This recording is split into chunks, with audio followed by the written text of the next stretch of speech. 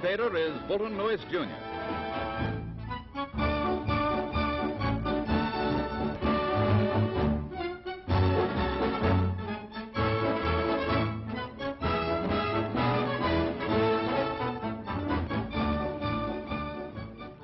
Braving and fighting through the troubled waters of the North Sea off the coast of Norway, British land, sea, and air forces approached the Nazi-held islands of Vaagso and Maaloy, sheltered outposts for the Germans, ports of call for their transports to take supplies to the Arctic Russian front. Their bows digging into the mountainous seas, the British warships forge ever ahead.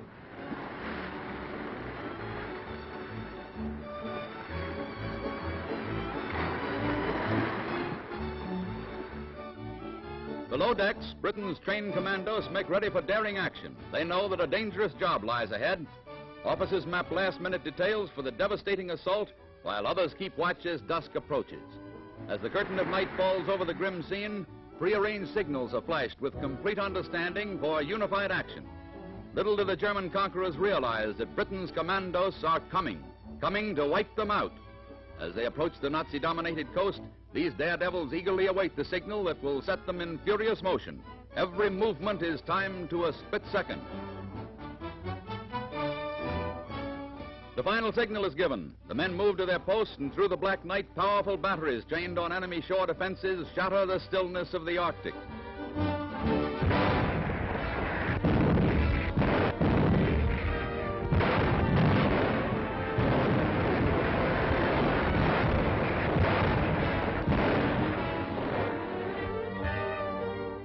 Very lights flash the welcome signal, cease firing. Completely caught by surprise, there are no return volleys from shore. Britain's naval gunners have silenced the Nazi guns. Advance guards, daredevils all, silhouetted against the fire of burning buildings, pave the way for their comrades to follow. Communication wires are strung, ammunition is safely cached, explosives are hidden in strategic places. Everything is made ready for the landing and for the serious business that lies ahead.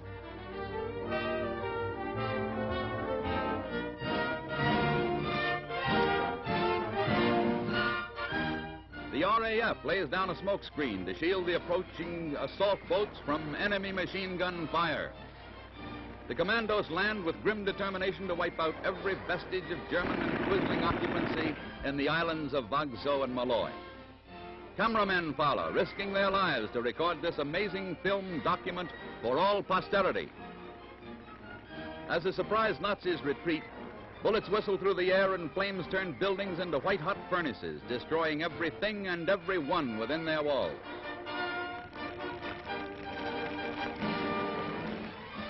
The main objectives of the invading commandos are Nazi ammunition stores protected by enemy machine gun nests.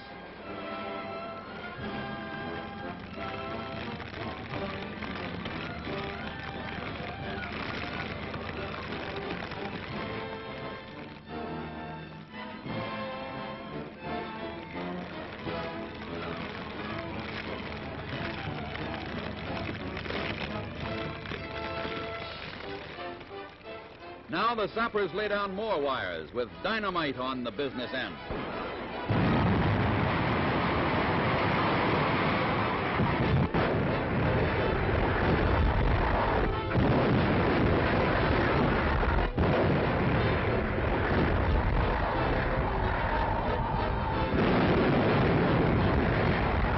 The sappers move on, more quick jobs to be done, more Nazi storehouses to be demolished. This German gun will never bark again. It's one of scores that fall before the might of the British Blitz. The fires light up the islands like monstrous torches. The devastation is beyond belief.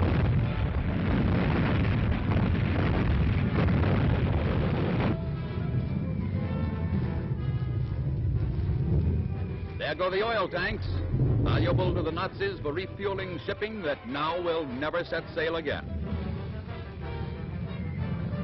More oil, gasoline, and the commandos know what to do, over the side and down to the bottom.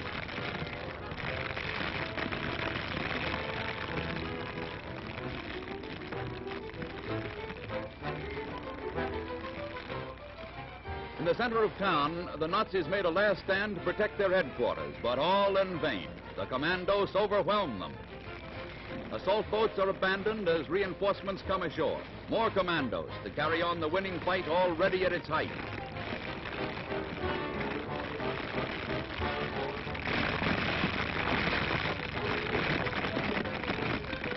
There's no time to care for casualties except their own.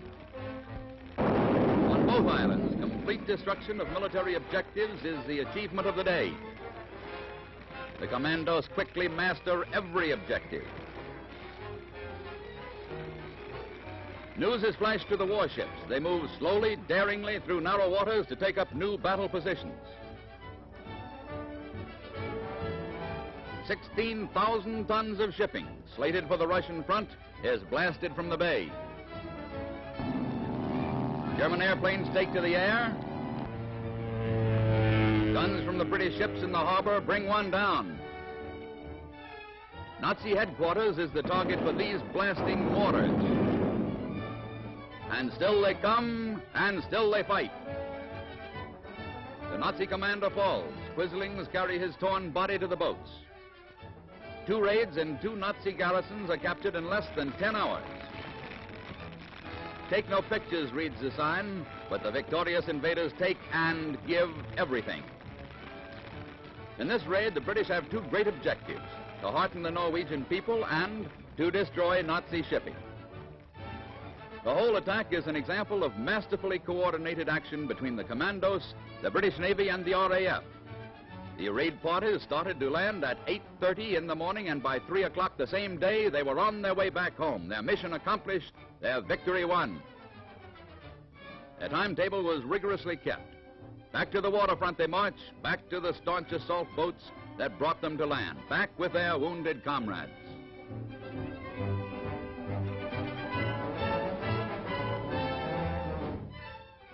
War strategists term this assault the model of its kind, and well they may.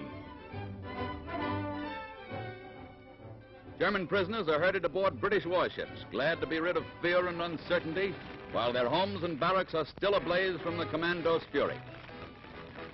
On they come, more Tommies, more prisoners, and with them a mixture of Nazis and Quislings. Amid this havoc, hundreds of Norwegians eagerly join the British as friends, friends willing and anxious to take up arms against their defeated conquerors.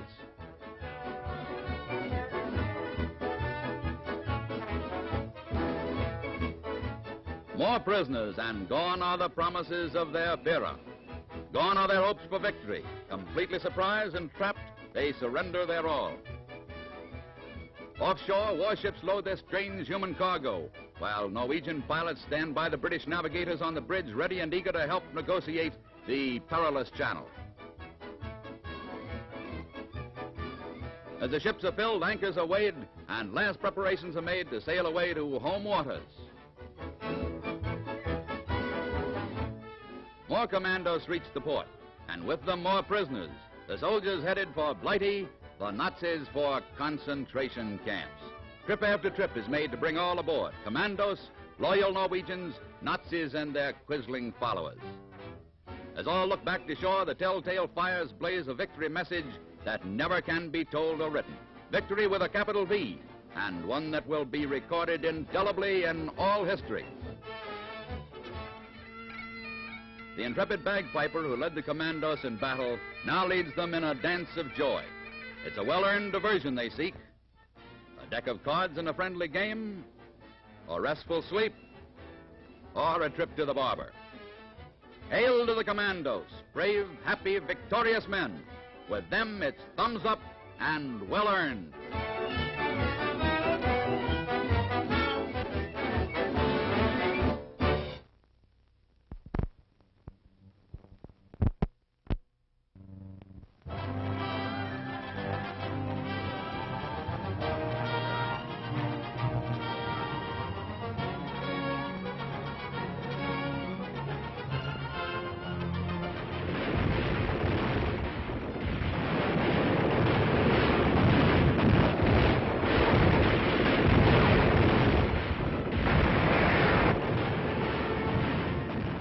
Britain's gallant 8th Army roars over the ancient and arid terrain of North Africa in their decisive thrust from Tripolitania to pierce the Mareth line and blast their way to Gabes, to drive Rommel and his armies into the sea.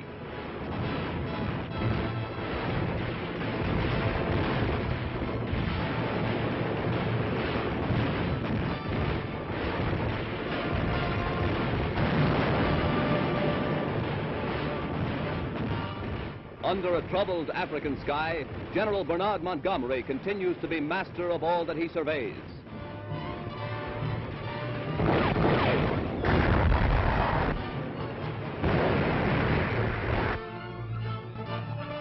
General Fontoma, Rommel's second in command, routed out of Libya and with his back to the jagged walls of Africa's desolate coastal range, surrenders with his beaten and shell-shocked troops to the victors. Films captured from the Germans show Marshal Rommel at a more tranquil moment. Little did the Desert Fox then realize that the hunters were breaking through on all fronts. Meanwhile, convoys of fighting Yanks sail into an Algerian port with supplies and reinforcements. They've run the gauntlet of enemy U-boats and bombers, but again they're targets for another Nazi barrage from the air.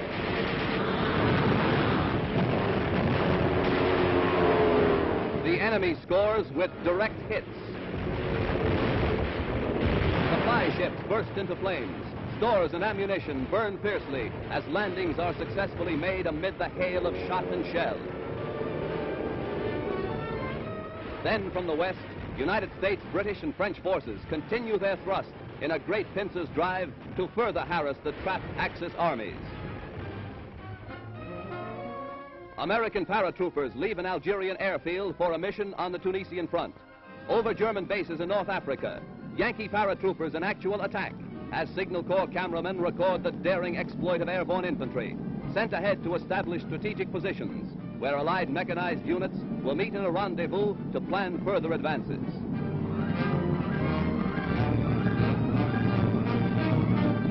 Artillery rolls on over hurriedly constructed bridges, inevitably east toward Tunis, to threaten a 200-mile coastal strip between Allied forces in the north and west and the victorious British 8th Army coming up from the south. In supreme command in North Africa is General Eisenhower, General Ike as his men like to call him.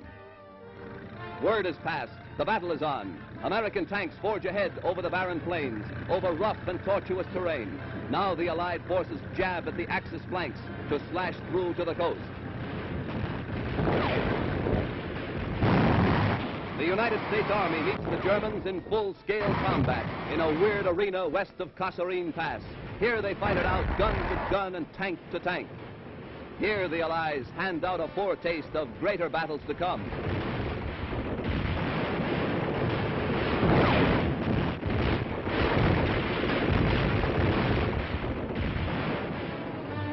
Into Allied territory come troops of Rommel's North Africa Corps, not as conquerors, but as prisoners headed for internment camps. Allied fighter planes climb into the dry air like desert condors to engage the enemy in dogfights to the finish. The morning silence is slashed by the shriek of Nazi dive bombers as they unload their deadly cargo over Allied ammunition stores.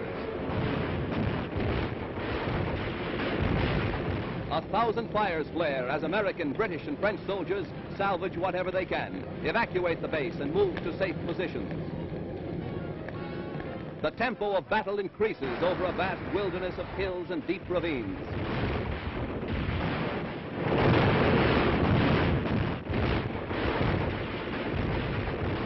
Yankee planes look down on great smoke plumes rising from quiet olive groves, in which are hidden tanks, guns, and Nazi foxholes. Flying squadrons climb above the battle-scarred plains, then sweep down in hedge-hopping thrusts to hammer more trucks, tanks, and men as they lumber toward Sidi Bouzid and Gapsa.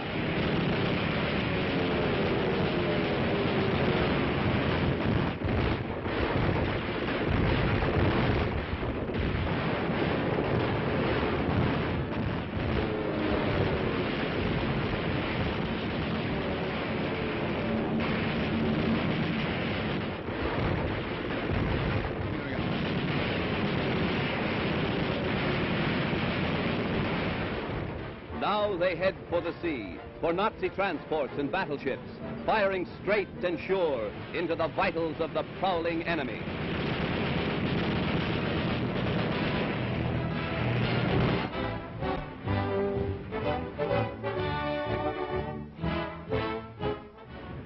Captured German films show the onslaught of Hitler's second gamble in Russia that was to be his greatest disaster. Oil stores go up in flames as the hard-pressed Russians leave only the funeral pyres of a great industrial city. The Nazi cameramen photograph only scenes that show irresistible might. The so-called invincible army moves in to smash all resistance before the gates of Stalingrad. Flamethrowers and grenadiers advance against the stubborn resistance of heroic defenders.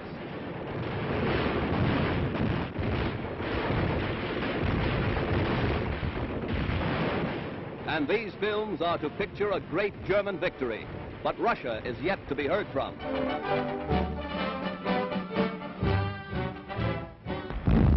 Then comes the bitter cold of a gray dawn in November. A breath-freezing cold. This is the hour for which the Red Army has waited.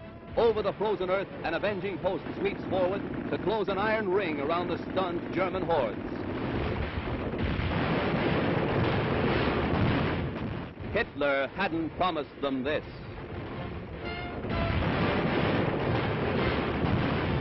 Every pocket of starved, half-frozen Nazis hidden in the rubble of Stalingrad is blasted without mercy. The swiftness of the Russian counterattack takes street after street, squeezing the enemy into a hopeless position. 22 Axis divisions are caught in the great bear trap Hitler himself had planned.